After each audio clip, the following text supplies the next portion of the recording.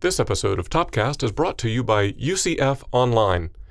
20 plus years of award-winning online excellence, 75 plus online programs, one of the largest and most innovative universities in the U.S. ucf.edu/online.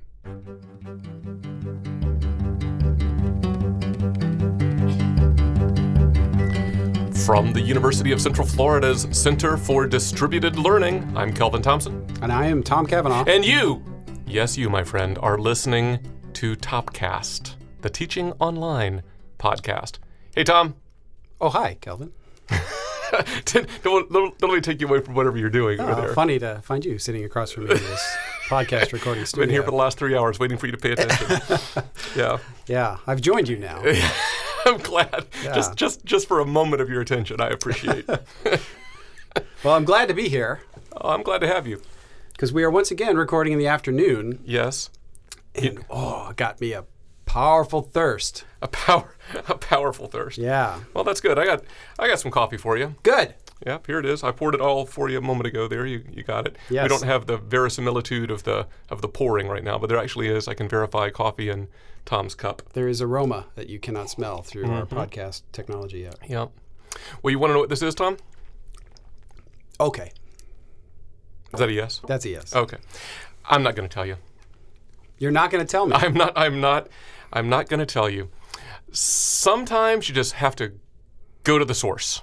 Hi, this is Jordan. I'm a barista for Oxum Coffee at our roastery location, and today we are talking about the Ethiopian Saddam. It's going to be about a medium roasted coffee, and we're brewing on a French press, and you can really expect flavors, some nice stone fruit flavors on the front, a very mild citrus, and a very smooth and clean finish coming from this coffee with a really juicy body, and it's very nice. I hope you enjoy it. Why, thank you, Jordan. Wasn't that nice? Wow. We were suddenly transported. Wasn't that great? To a coffee. Yeah, a roastery location, Yeah. Oxum Coffee Roasting in Winter Garden, Florida. So we'll put the location and stuff in the show notes. People are interested. So as appropriate for today's interview, Tom, sometimes you just got to cut out the middleman. You got to go straight to the source. I get it. Well, that's cool. Well, thank you, Jordan. Thank you, Kelvin. The coffee's delicious. And since this is a podcast only marginally about coffee, only marginally, let's turn our attention to what we really want to talk about. What's that again? Which is online learning. Oh, yes. And we are going to go directly to the source. Yes. We have a real live student. Wow. Pickled? No. Pulled from his natural habitat. Oh, yes. And we've brought him in here to do a little ethnographic study, otherwise known as an informal interview over coffee. That's right. So we are joined by one of our awesome student workers, Alex deCurnou. Hi, Alex. Good afternoon to the both of you. Hi. What are you drinking, Alex? I'm drinking water. Yeah, you're making a better healthy choice than either one of us. I call it coffee clear. Coffee clear, yeah. Pre-roasted coffee. That's right. It's deconstructed coffee. That's exactly right. Good. You could spend $20 for that in a high-end restaurant. That's good. So I have had the great privilege of seeing Alex in action. He has been a part of our panels that we do on occasion. When we do faculty training, we try to bring in students and have them share their experiences directly with faculty, and Alex has been a part of that. We have also had visits from various people, including a delegation from the Gates Foundation that Alex was a part of, and just was really impressed with how he was able to articulate his experience as a student who's taken kind of a non-traditional path here to UCF. So, Alex, I wonder if maybe you can kind of introduce yourself, tell us about your major, what year you're in, and then we'll jump into some questions. Sure. I'm Alex. I'm a computer science student here at UCF. I'm in my senior year, whatever that means at this point. I just have a ton of credits. Yeah, I had based on credits. I had 3 senior years. See, there you go. Yeah. How many are you going to have? Well, this should be the last one, hopefully. The last one. Yeah. Fingers crossed. Fingers crossed, certainly. So it's my last year. I'm just finishing up a couple classes. I have a couple capstone classes left. supposed to graduate in the fall. That's not going to happen. So I graduate in the spring. So yes, hopefully this should be my last year. Last senior year. Well, cool. And as a, computer science student, you're working in the right place, Yes. I think. Yes. I happen to know a little bit about your path to UCF, and I will ask you to reflect on that a little bit. But just for the listeners, you started at a large state university here in Florida. Things didn't quite work out the way you wanted them to. Yes. You took some time off, did some working, went to our local state college partner, Yes. and then through our direct connect to UCF program, ended up transferring to UCF. Yes. So all of that is true. Yes. I wonder if you could kind of talk a little about that experience, and as a student who did well in high school, how that journey has kind of impacted you and how you think about higher education. Yeah, so high school for me was fairly easy, to be blunt. I didn't really try a whole lot.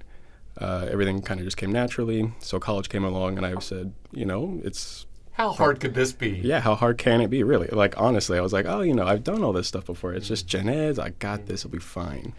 Well, college is a little different from high school. There's nobody telling you to get up in the morning. There's nobody telling you to go to class.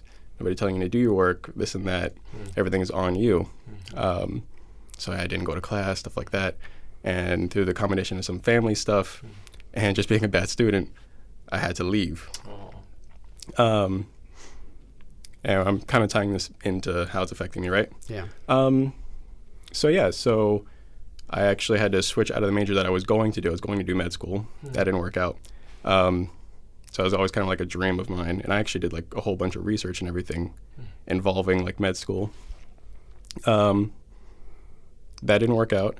Left the major university, worked for quite a bit of time. I was doing medical research, and I went from medical research to working in fast food, which, fast food is a totally respectable line of work, but it's quite a big difference going from the two. Yeah. So those years, I guess it was about 2 years, quite a humbling experience, just working with the hungry masses, as I call them, and how they can treat you at some points. I had a lot of time to think about why I'm going to school and, if I'm going back to school and why I'm going to do it and how I was going to do it. And then I made a decision to move from the city that this major university was in, move to Orlando and go to the state college that I attended. Worked while I was there. Much more humbling, again. And while I was there, I still didn't have my act together as far as school. And I was like, now this is really easy, like the state college classes, like I really have this, but I still wasn't doing the work because I thought it was so easy, right? And I got to the point where I was just like, I really have to get my stuff together. And then here I am. Here you are. Yeah. Yeah. Well, and you're doing great now. Yeah. Yeah. Much better. Yeah. So. Well, part of that is obviously some maturing. That Yes. obviously has happened, but some of that is maybe finding a subject that was really kind of more aligned with your interests and skills. Yeah. So I would say that I've always been good working with computers in general. And now that I'm here doing, I picked a major that I was like, I want to learn something new. I don't have to do something I'm good at because I like learning. Well, that didn't really work out. So I picked something I'm actually good at, and it seems that, picking the thing that you're actually good at is probably the best way to go. Yeah. There's a tip, listeners. Yeah, pro tip.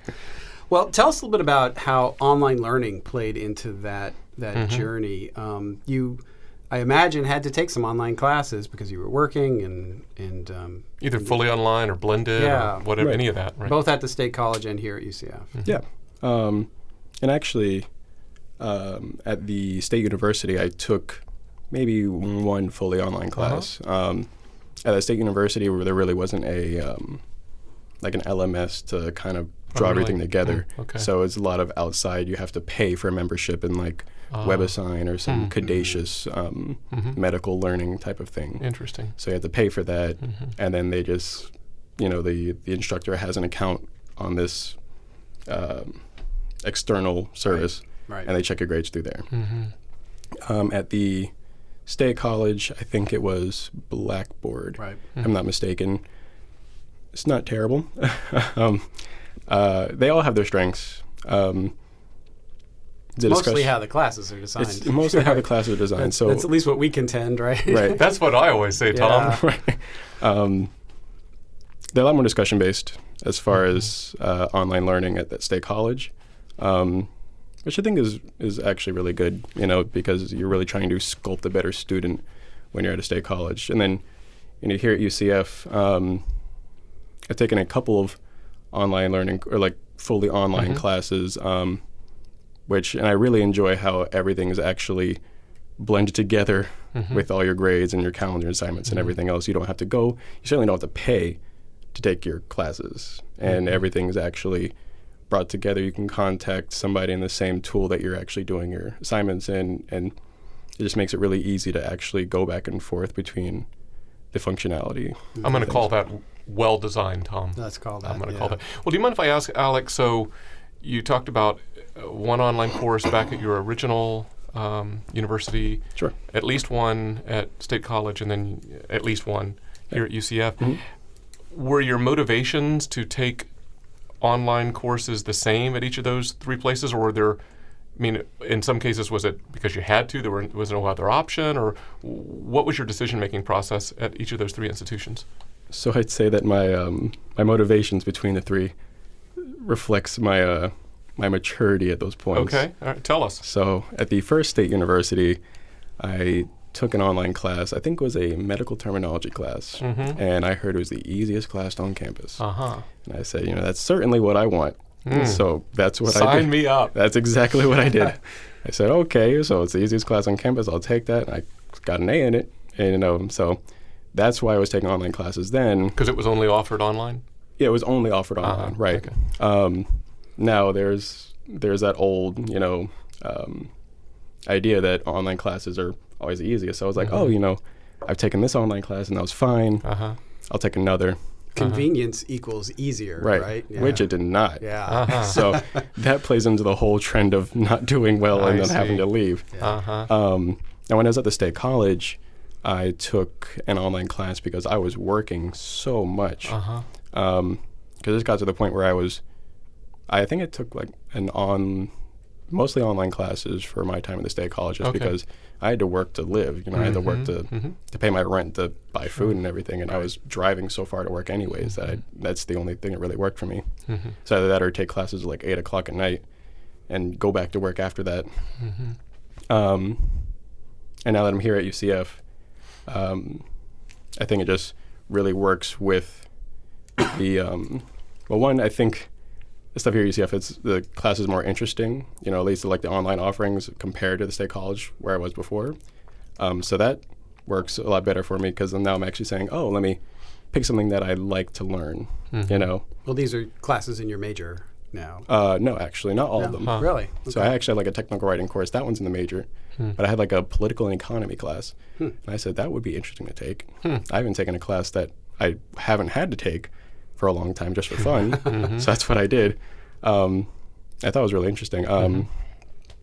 But yeah, now I guess I'm just looking for things that work within my schedule. I don't have to really work to live anymore, and I'm not working all the time. But it does fit my lifestyle. Right. Sure. So, and you work for us, Yes, at least part-time. Right. Well, I wonder if you can kind of share, based on your experience, what you think a good online course is versus a bad online course, and that can be particular characteristics, and maybe think about it through the lens of what do students expect in an online class and what should they expect? Because sometimes there's a disconnect between what students expect and what faculty expect. So what students should expect, I'm an older student, so at this point I kind of know how the game goes. Alex doesn't sound it, but he's actually 84 years old. Right, at least on the inside. That's right. Right. It's an old soul. Yes, very old, I've been told so many times.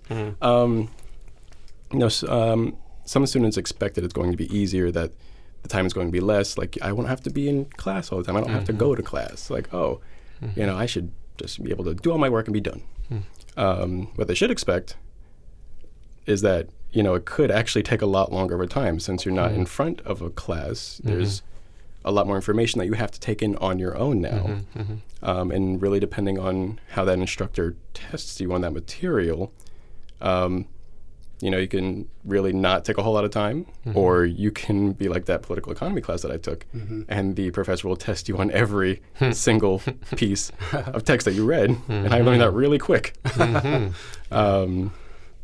I'm sorry, did you say what faculty should expect? Or well, kind of answer it however you want. Kind of what makes a good course? Like, kind of what would be advice for a faculty member?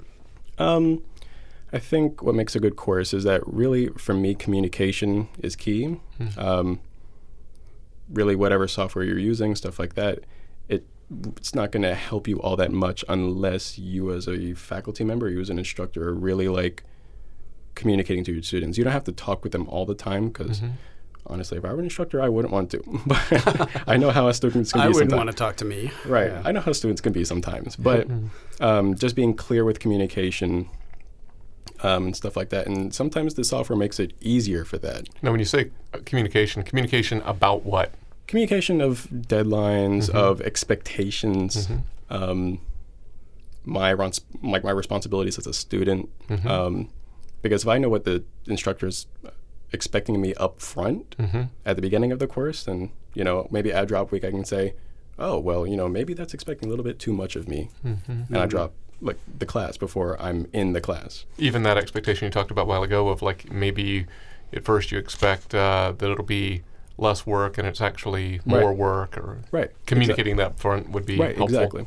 So I had that technical writing class I took. I originally registered for a certain section, and I saw that they wanted Facebook and this and that. They wanted us to do a lot of our stuff through social media. And at this point, I don't have social media. I've kind of taken myself out of that equation. But the fact that they communicated that up front instead of saying, oh, okay, halfway through the semester, get on your social media accounts. We're going to submit our assignments through there now. I was glad that she was very upfront, said, hey, this is how you're going to do it. And I said, okay, I'm not taking this class. I'm out. Yeah. And I really respected that. Clarity. That's good. Yeah. Cool. We hear a lot, and you've kind of alluded to this, that, is online learning, quote, as good as face-to-face learning? In your experience as a student, do you have those conversations with your classmates? Do you compare notes, or does it not even come up? As far as online versus face-to-face? At this point, I don't have a lot of online classes left. They don't offer my any of my major classes online. But I will say that, you said online versus face-to-face, right? Yeah, is it as good as? Personally, I think it's as good as face-to-face.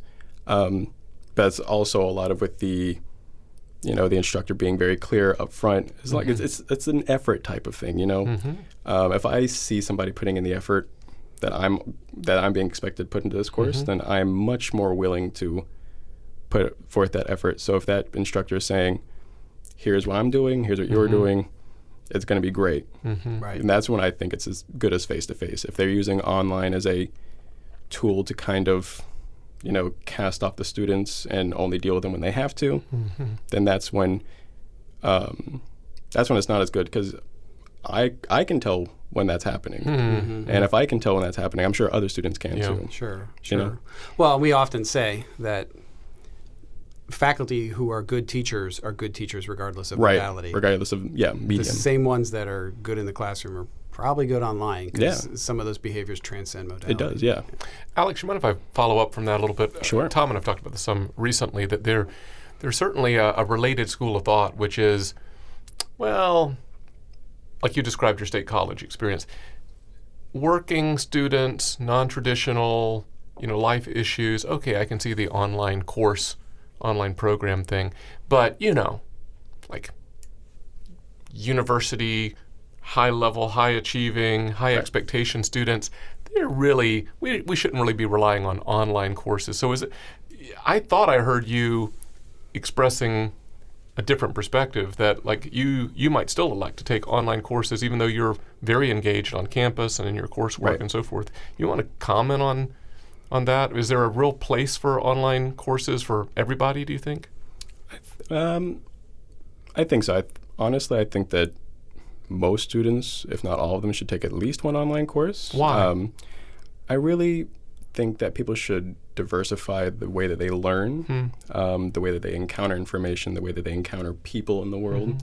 And that's just me in general. Like that's something that I try to do throughout my life. But I think it does have a place. Like honestly, if they offered more of my classes online, I'd totally take them. Because I think a lot of these classes would benefit from the kind of like the rewind and forward, like the rewind and playback of online, you know, being online. You can look at things and say, oh, you know, I still have classes that I can go back now and look at the material from last year. And it certainly prepares me for like any like coding interviews or like internship things that I'm like looking for now. Now, if this was just like a face-to-face thing, I would not have that opportunity. I'd have to go look at my notes. And Right. to tell you the truth, I don't take great notes. So the fact that I can go online and go, oh, wow, this is great. Like these like really good instructors have like really good notes that I can go back and look at, you know? Good. Well, as I'm sort of looking at the clock, I wonder if you could comment on, now, you know, it's hard to kind of look in the rearview mirror and know for certain, but if online learning hadn't existed for you in your path that you took, particularly as you described your experience working while you were at the state college, I mean, do you think you'd be here now, or will you still be at the state college, or would you just not have been able Or that fast food place? Yeah, would you still be there because you just couldn't carve time during normal hours to go to class? I don't know if I'd actually be in school. So the answer to would I be in school? Probably not. Because honestly, at that point in my life, I was working so much. It was a real requirement for me. Like it was either work or be homeless, work or you starve, you know? Right. So, and you know, when you're doing that, you're like, well, I don't want to keep working in this job. So I have to figure out something that works. Now, if they didn't have online classes to help me do that, then I'd probably be still where I am, you know, you save for some magical cash infusion where I wouldn't have to work. But barring that, because that's never happened to me. We're all waiting for that. Right, exactly. Yeah. You know, I really think that if those online opportunities were not there, then I would still probably be where I was originally, like at the state college or trying to get into the state college, or at least lengthening the amount of time that I spent there. Well, I don't know, speaking for myself, I think it's a real testament to your grit, to your perseverance that you've been able to kind of navigate all of that with collections of credits from a couple of different institutions and to not give up. And, No kidding. The finish line is in sight. Yes, thank you. And as much as we want to wish you success, you know, we want you to keep working here too. Right. Well, I like it here, so. Yeah, that's right. Yeah, I don't know, Kelvin, any final comments that you want to make? I guess maybe this may be too abstract a question, but, you know, we talked about student perspectives and faculty perspectives and all, but, you know, there's people like us, like Tom and I, administrators, instructional designers, those kind of folks who help shape what online education looks like at other institutions. Any words of wisdom at like that high level? You know, boy, more of this, less Facebook, more. I don't know. What it could be anything you want to say. And I say that just because you said, well, Facebook, I'm out. You know, but whatever. I think going forward, I think like Tom said, the people who are already great teachers and great educators are going to be great in whatever modality. I would just say, keep up what you're doing. We all recognize it. I mean, there's some students who really don't care, but there's a great majority of us who can tell who are the really great educators and teachers, and we really respect you guys for that. And just keep putting in the effort that we already see that you're putting into face-to-face, because if we see that you're doing it whenever modality you're doing, we respect that and we respond so much more what you would like, I guess so much more strongly or properly, so to speak, because we respect that and we want to put in the same amount of effort that we see the teacher putting into it. Yeah, that's That's a really good good. point. Yeah, thank you for that. I've actually heard that before. Yeah. Yeah. If the teacher phones it in, why shouldn't the students? Right. Yeah, that's rough though, right? Yeah. Well, so here, I'll put this out there, Tom and Alex. So maybe I'll summarize it this way. So for people like us, Alex, Tom, and I, and our listeners, as online education professionals, we've developed expertise from scholarship and from our professional experiences that guides our work.